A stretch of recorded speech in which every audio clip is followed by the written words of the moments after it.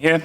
And I hope that in the next hour, half hour, I'll answer the question, how many wind turbines do you need to power a large language models, and which tricks exist if you want to run a really large model on moderately priced, affordable hardware.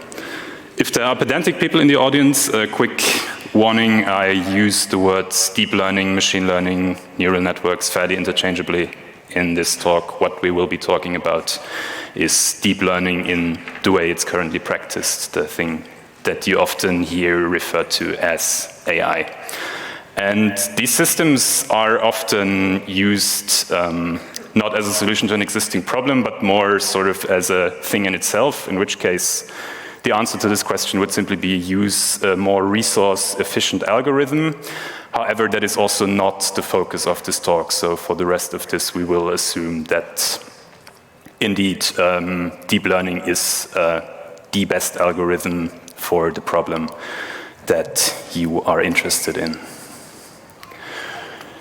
So before we get into the details, I thought it would help to reiterate the two main stages in the life cycle of a deep learning model, because they're quite different, and that means that the optimizations that you can do later on are also quite a bit different. So the first stage is the training stage, and this is where we start from a blank slate and basically try to get some insight on a data set that we have at hand. So what we start with is a description of the architecture, which is basically just a bunch of linear algebra formulas that tell us how our parameters are meant to interact mathematically. And then we have the actual parameters, which at this point is really just a couple of megabytes to gigabytes of more or less random data. And then in order for this to become useful, what we have to do is carry out a training procedure. So we take our data set, and for each piece in this data set, we already know what we would like the answer to be at the end. So we feed a piece of data from our training data set through the model. The model gives us an answer, which in the beginning is likely not very useful. However, we can compare that answer to what we would like the answer to be, and then we can go back and adjust the parameters in the model very slightly so that the answer that comes out gets a little bit closer to what we would like it to be. And if we keep doing that and keep feeding training data through the network, after a while, hopefully this converges to something where the parameters have basically absorbed some statistical knowledge of our training data set that then allows it to make good predictions. This is a relatively textbook drawing. What's usually missing in these drawings is that in order for this to work, what you also need is GPUs and a lot of money. So if you're doing anything that is beyond basic Hello World type stuff, you will typically need several GPUs. And if we're talking about large language models, which is always sort of the worst case example because they are by far the most resource hungry, we are talking about clusters of very capable, very expensive GPUs. And this costs for large language models at the moment somewhere in the tens of millions of US dollars. So even very large companies don't do this training process regularly, but only every once in a while. So this is very resource intensive. However, it also runs very rarely. Another interesting property of this procedure is that we know that it works sort of as a sum of its parts, but there is not really any insight into basically how the parameters that come out of it interact to give us the prediction in the end. So if we ask basically a computer scientist for a rigorous explanation of what's going on inside this model, you get mainly just a confused look.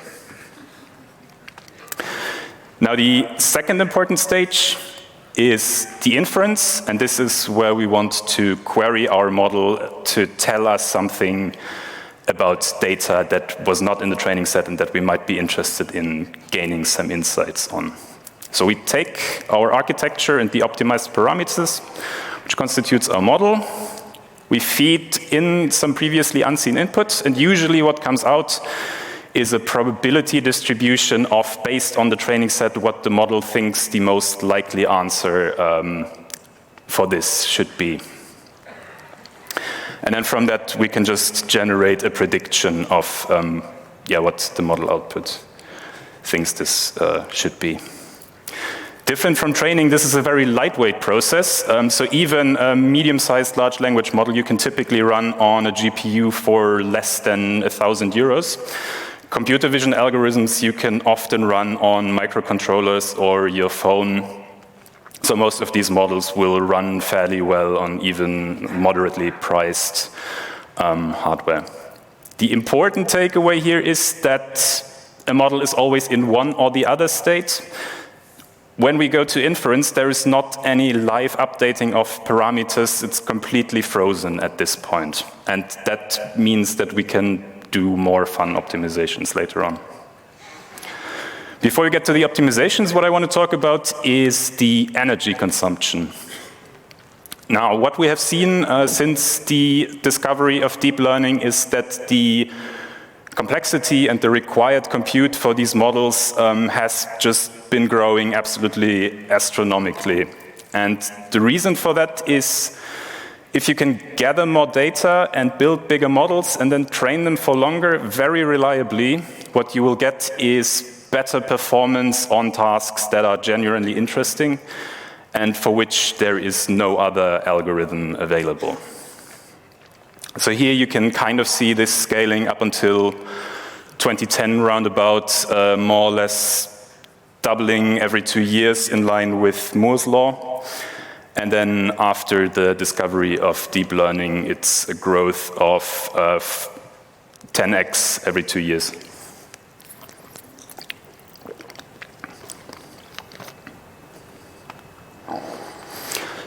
So if you want to talk about energy, I thought it would be helpful to have something to compare it with. And I think a wind turbine is an appropriate choice. So this particular one produces 12.5 gigawatt hours on average per year, which can supply around 5,000 two-person households. For training a large language model, again, large language models, usually the worst case example, you would need to spend between 400 megawatt hours and 1,300 megawatt hours for 200 billion parameter model, which is, again, at the upper end of what is currently being used in practice. And that translates to 1.5 to 5.5 weeks of the average wind turbine output. I've also tried to come up with a number for computer vision models, which are also quite popular and quite a bit less resource intensive. This is again more the upper bound. This is a fairly large model. And I would estimate that this for training comes out to 9 megawatt hours of energy consumption just for the training, which is equivalent to 6 hours of wind turbine output. There is also another study that put these numbers and basically expressed them in terms of CO2 equivalent emissions by also taking into account the carbon intensity of the electricity grid in the places where these models were trained. This is also the reasons they're all roughly the same size. Bloom is way down there because it was trained in France, where the electricity grid is less carbon intensive, and the other ones are, I think all of them, trained in the US. And besides Bloom, they all come out to once or up to 8 times the life cycle emissions of an internal combustion engine car. So it's quite a bit. For inference, numbers are even harder to come by. I tried to put together an estimate of the amount of energy that ChatGPT consumes every day, and again, nothing of this is really publicly available, so I had to work with estimates of other people. And what I come out to is around 185 megawatt hours, or 5.5 days of wind turbine operation. So where does all the energy that we're using actually go? If there is a single person that is responsible for this, it would probably be this man. This is John von Neumann, a famous computer scientist, and his initial idea was actually really good. What he proposed we do is we treat program code and data exactly the same, put it all in a memory, have the computation separate from that, and then whenever any computation needs to happen, basically what first needs to happen is that the data moves from the memory through the bus to the computation, then we do the computation, and then the memory travels back through the bus into the memory.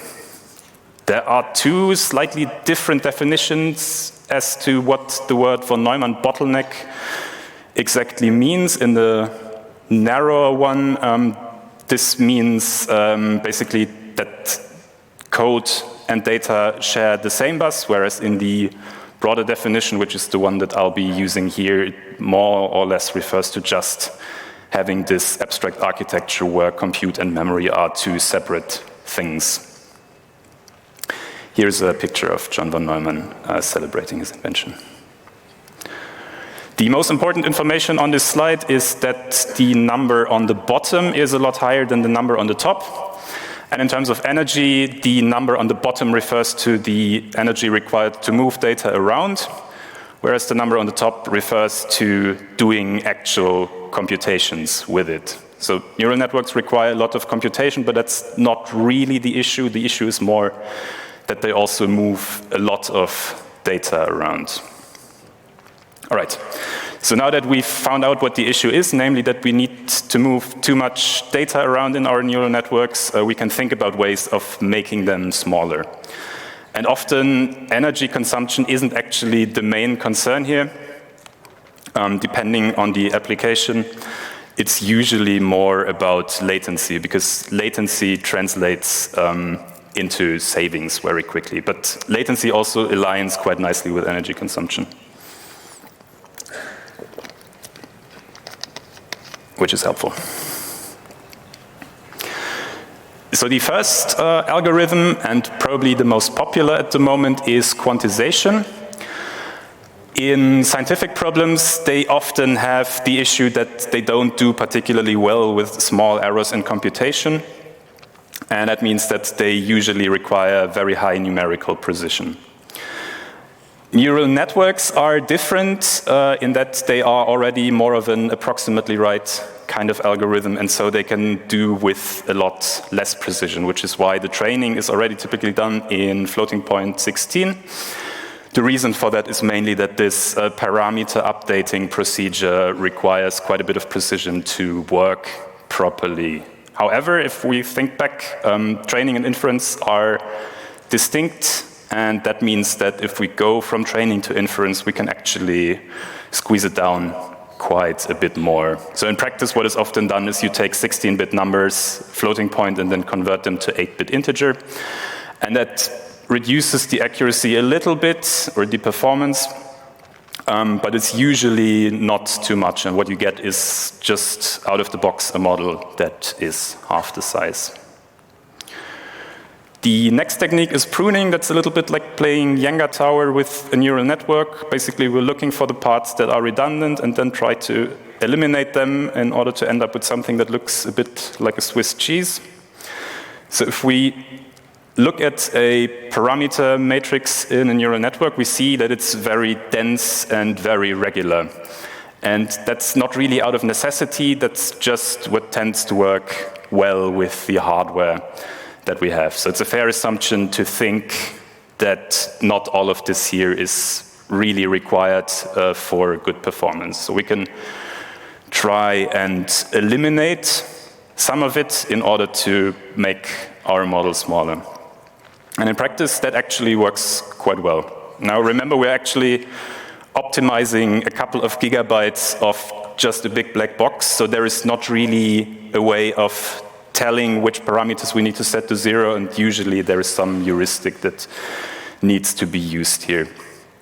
Also, this in itself doesn't really get you anything. You also need hardware support for basically compressing this so that you don't have to move around the zeros and then decompress it at runtime. But modern GPUs have started to add hardware support for this. The next algorithm is the mixture of experts. This is a little bit like these people that you sometimes encounter in shopping areas and that tell you that you're only using 10% of your brain, and then they want to sell you poorly written science fiction books. This is basically that, but done on purpose. So we are trying to use not all of our neural network, but only parts of it. And in order to do that, architecturally, we split it up into a gating function, followed by several subnetworks, which are referred to as the experts. And then at runtime, when the gating function sees an input, it looks at it and decides to which of the experts this needs to be forwarded to, and then each of them generates an answer, and then usually that's just averaged together. The nice property of this is that for every input you get all the expressivity of the huge parameter space that all the experts have, but you only need to activate and calculate the ones that are really relevant to the final output according to this gating function. This is also quite a popular technique at the moment. This is rumored to be used in GPT-4. Again, none of this is publicly confirmed. And Mistral, a French large language model startup, a couple of weeks ago also released a model that uses exactly this technique. The last inference optimization, so far we've only talked about training models on data, but that's too boring. We need something a little bit more complicated. So now what we're going to do is train a model using another model. In knowledge distillation, what we start out with is basically a large model that is already very good at doing a specific task. However, it might be too large for the inference scenario or for the hardware that we want to deploy it on. So we need to shrink it down somehow. What we can do is take a smaller model and then train it not on the actual data set, but on the output probability distribution of the larger model.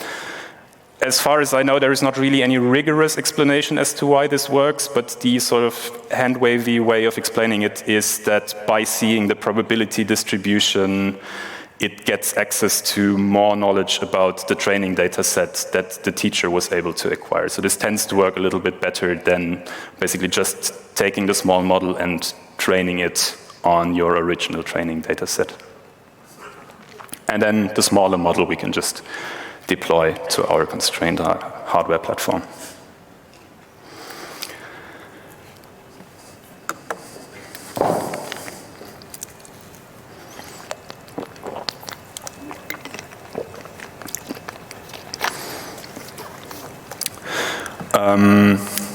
The last section in this, what I would like to do is go back to the training stage and look at how existing models can be adapted to a new kind of application. There are several reasons why you would want to do that. For example, you have private and proprietary data that you don't want to upload to a cloud, but also you don't have an HPC cluster at home. Or you want to have a small model that is specialized to do a specific task, and not a large model that does everything but is also very expensive to run. Or you might be interested in doing a task that is not covered well by the baseline model that you are starting out with. So far, all of the techniques that I have been talking about are relatively broadly applicable, and this is the point where we have to diverge a little bit and talk about different styles of model architecture. So transfer learning is something that works more for more old-fashioned computer vision type algorithms, because these convolutional neural networks have this nice property that they start getting more abstract the more you move through the network. So they start with basically just detecting shapes and edges, and then colors, and then it's more abstract shapes, and only at the very end you have something that tells you, okay, this is actually what you fed in is an image of a car or a ship or a flower. So assume that we've trained a model like that that's really good at detecting pictures. But really what we're interested in is sea creatures, which unfortunately weren't in the original data set. And we only have a small data set of sea creatures. So what we can do is just take out this last part of the network that does this translation from abstract feature to basically a descriptive label telling you what's in the picture, and we can replace that with a new random layer, and that we can then train, and because it's a lot fewer parameters than the entire thing, this converges much quicker and using less data, and we get to reuse most of the feature detection stuff that's in the earlier layers. This does not really work for larger architectures that are popular now, so large language models, diffusion models. They don't have this nice property that when you move through the network, you build up abstraction.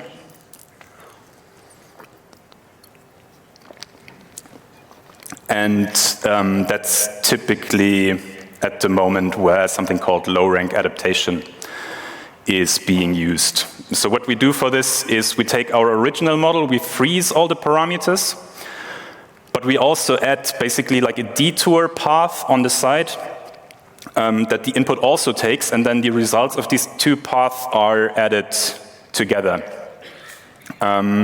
Low rank is basically just a fancy linear algebra way of saying that the path on the right has a lot fewer parameters, which means that we can train it on smaller hardware, and also using less data. And then basically the learned parameters that are on the side work as basically an offset to what the original model would predict. And these, in the end, can be merged into the original parameter space, or they can also be kept separately. So you can also have basically several models that all have their own extra set of small parameters and that can do different things. All right. So with all these fancy techniques that we've talked about, did we actually manage to keep up with a 10x scaling every 2 years? And the answer, as you probably have guessed by now, is no, we have not. The main mechanism that enables this scaling is more capital invested into larger clusters of more powerful GPUs. And clever engineering and Moore's law can offset that to some point, but certainly not all of it. So if we wonder, and I think the previous talk was quite a nice introduction to this. If we think about, does higher efficiency actually translate into reduced energy consumption? This handsome young man would probably tell us that the answer is no, if we could ask him, which we can't because he's been dead for 150 years. But what he discovered, and what was later named after him, the Jevons paradox, is that after James Watt had made the steam engine more efficient, what happened is that coal consumption actually went up afterwards.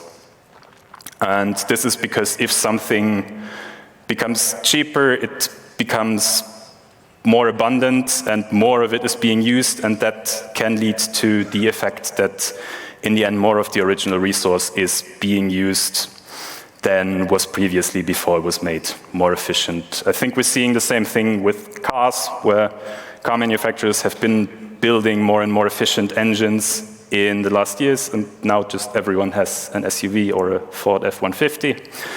And I would argue that we are seeing the same trend with machine learning systems in general, and I don't see any indication that this is going to change anytime in the near future.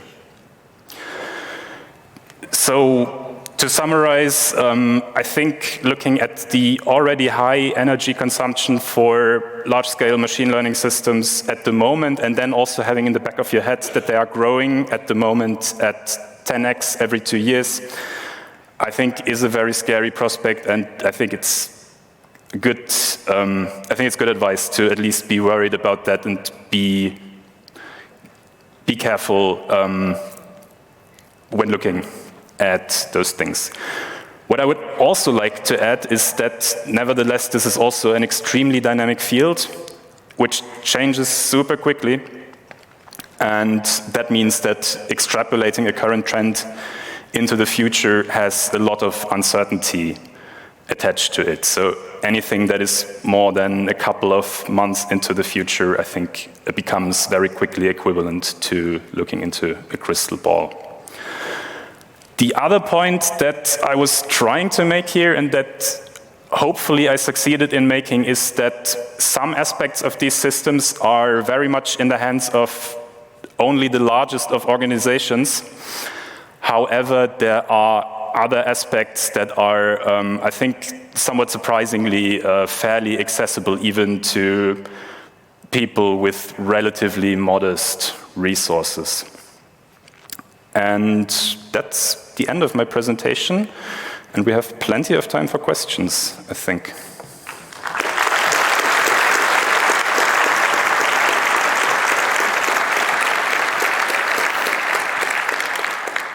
Okay, you know the drill. We have 4 microphones in the room, 2 here and 2 over there. And also we have the ability to ask questions on the internet. And we will indeed start with the internet now. There is a question, could low-range adaptation, instead of adapting to new data points, be used to cancel out parts of the training set? For example, to remove training data to comply with GDPR requests? Yes, to a point. So again, there is not really any insights into what exactly this process does. So there is nothing that guarantees you that after you've done this, you've actually canceled out every bit of data that you are interested in. What you can use it is to basically steer the model in a different direction, similar to reinforcement learning from human feedback. You can use this as an offset to what the model would normally spit out, but there is not really any strict guarantee that every piece of data that might be problematic in your original data set is actually gone, because you don't really know where it is in the parameters in the first place. Okay, microphone number 3, please. Hi, thanks for the talk. So my question is, you mentioned the transfer learning is not really generalizable for language models, right? But what is it? What's the fine-tuning then? I thought it's the same thing. Maybe you can explain it in a few words. Yeah, again, as far as I'm aware, the term fine-tuning is a little bit, so there is some overlap, and there is not really a strict definition. Fine-tuning is more you retrain all the parameters, but at a very low learning rate, and basically that means that most of what is already in the network you can reuse and only adapt it a tiny bit. Transfer learning is sort of a more crude version of that, where you keep most of it frozen and just replace parts of it. Does that answer the question? Microphone number 1. Hi, thanks for the talk. So you mentioned quantization and also pruning to reduce the network size. So what's your take on making neural networks more explainable by reducing the size? I think that's a very important field. I think if you can reduce it so much that there are so few parameters that it becomes explainable, I think you lose a lot of the capacity that makes these systems popular. And I think there is not really anything, to the best of my knowledge, that was as yet able to bridge that gap. So either you have models that are so small that they are explainable, but can't really do anything too interesting, or you have these huge gigabyte-sized models that do cool stuff and no one knows why. And I think that's very much an open question as far as I'm aware. Microphone number 2. We have seen with Bitcoin that this kind of energy consumption can go out of hand quite quickly. So do you think this is even a technical problem, or is it more like of a regulation problem? I think it's Both. Yeah, I actually tried to find numbers on the energy consumption of the Bitcoin network, but gave up at some point. I think it has to go hand in hand. I think there need to be technical solutions, and I'm sure there is a lot of clever engineering that can still be done to make this more resource efficient. What I also think is that this is not going to happen if if there is no pressure to do that. So the political landscape also is in charge of creating the conditions where that kind of innovation can happen and is being adopted because it translates into money savings at the end of the day. All right, microphone number 4, please. Yes, so this is perhaps more of a technical question. When you are talking about, in this talk, you were mainly talking about GPUs. What I'm curious about is CPUs, because there the situation with the memory is different. It's not exactly linear, because if you get it small enough, you might be able to fit it into some kind of cache, right? And then you'll get really good efficiency improvements. Has there been any work done on like shrinking them down past some critical point? There is some work on running these models on CPUs and for inference that works reasonably well. Again, there is not really sort of this dependency of having a larger model which gets you better performance. Hasn't really been resolved yet. So in the end, the model that has more parameters basically always wins at the end of the day. But GPUs have more and more memory on board these days, so they are basically, it's just a compute core in an enormous sea of high bandwidth memory. So you could argue that basically the cache is also being there, but it's on the GPU now. I think it's a similar idea, but at the end of the day, it all comes down to the problem of no one really knowing how to make these models smaller and still have them give good performance. Thank you. All right, let's hear from the internet. Internet is wondering if you have any thoughts on using brain-inspired computing technologies for power-efficient neural networks. Yeah, I originally planned to have also a sci-fi section in this talk, which I had to take out at the end. But yes, there is quite a bit of research going in the direction of having architectures that are not at all inspired by this von Neumann model, but that somehow have the computation co-located with the memory. The problem with these is generally that we have 50 plus years of experience in making transistors really, really small, and these more, on paper, more efficient architectures, we don't really know how to make them to the size that we can make transistors. And so that's why sort of the mainstream research still happens in these relatively crude approximations of what a neuron in the human brain does. And there are models that basically try to match that a little bit more also in terms of energy efficiency, but it's not easy to build them efficiently in hardware. All right, microphone number 2, please. Thank you for a very nice talk. I believe people are having problem with choosing the foundational models. So my question is related to, well, there are multiple frameworks that are related to evaluating the large language models for the performance. Have you seen any evaluations in the form of the energy consumptions, like the capabilities per watt, like, you know? Not that I'm aware of, no. I think it would be an interesting thing to look for, but no, not aware of anything. I think they're also mostly secret, right? All right, microphone number 4. I had 2 quick questions. The first one regarding the mixture model that you showed, choosing between experts. I was thinking if you can localize in the weights where the color recognition happens or motion recognition happens, couldn't you just upload those specific weights before training so the training happens faster? That way you can save energy. Another one was, could you send the GPUs to space maybe? Because there's no problem, like solar energy in space is much better than here, atmosphere dissipation. And the heat does not cause atmospheric problems. So it would be good training. Okay, so the first question was whether you can basically already make the decision about the experts at the training time, but then you lose this property that in the end you have a large parameter space.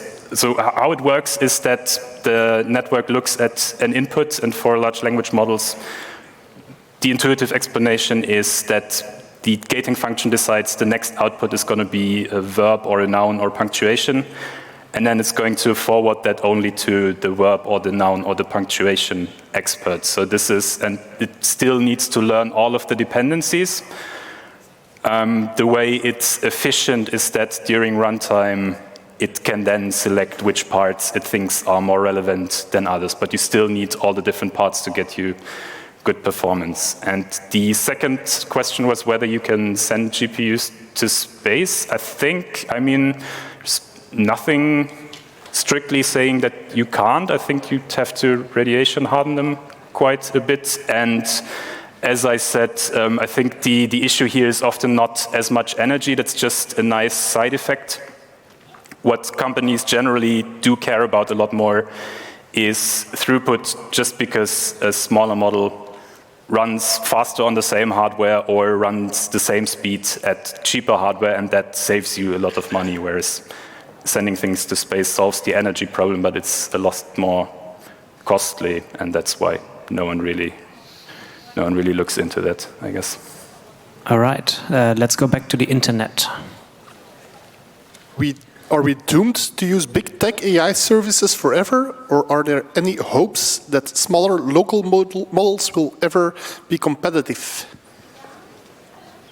So in terms of the training, I don't really see it happening anytime soon, that regular people with sort of modest budget will be able to train models from scratch, unless some big breakthrough happens at some point.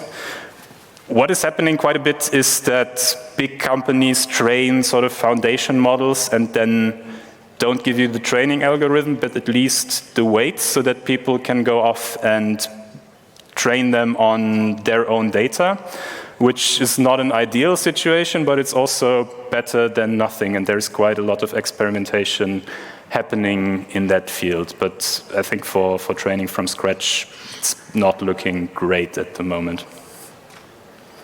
All right, mic 2, please. Hi, I was wondering one thing is that, so basically last year, MIT actually published a paper that allows a new algorithm that can actually train quantized models on microcontrollers. So I was assuming that maybe in the future, if we, instead of training a huge models in high HPC centers, what if we train like 1 million smaller models on 1 million microcontroller instead of training a huge models in a HPC? Do you think that would be more energy efficient? And are there any people already do the evaluation on this? Thank you.